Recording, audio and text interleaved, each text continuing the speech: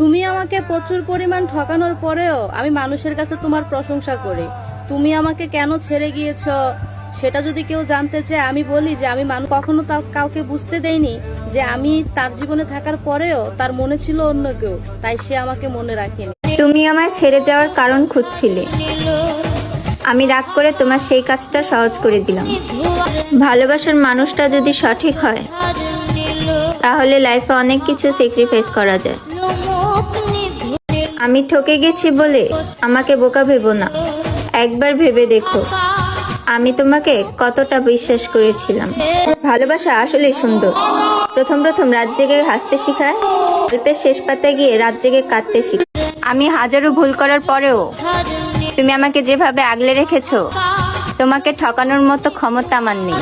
মানুষ তোমার মূল্য ঠিক তখনই বুঝবে যখন তুমি তার কাছ থেকে হারিয়ে যাবে। প্রিয়, তুমি না বলছিলা আমারে কখনো ভুলবা না, তাইলে কেন ভুইলা গেলা?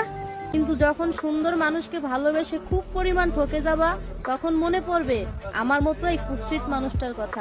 পুরুষ মানুষ কারো কথায় উদ্ঘোষ করার মতো লোক না, পুরুষ মানুষ কারো কথায় চলার মতো লোক না, পুরুষ মানুষ নিজের স্বাধীনে নিজে চলতে পছন্দ করে।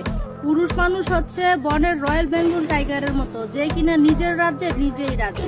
আর ভুল বুঝে চলে গেলা আমায় করে একা, আজ কতদিন হয়ে গেল পাইনি তোমার দেখা।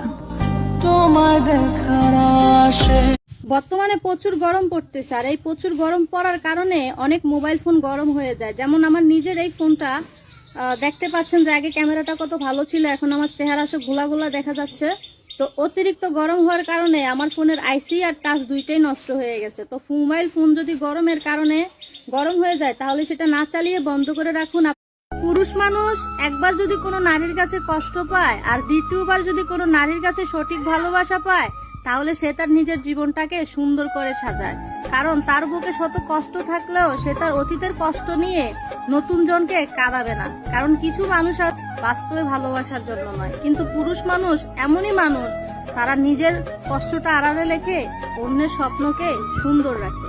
ভুল মানুষের সাথে সম্পর্ক করে জীবনের শূন্যস্থানটা শূন্যই রয়ে গেল, কারণ সঠিক জায়গায় ভুল অক্ষর বসালে সেটা ভুলই থাকে। তাই আমি আমার জীবনটাকে আবার সুন্দর করে সাজাবো। কারণ লেখাপড়া করলে যেমন এক বছর ফেল করলে দ্বিতীয় বছর ট্রাই করলে পাস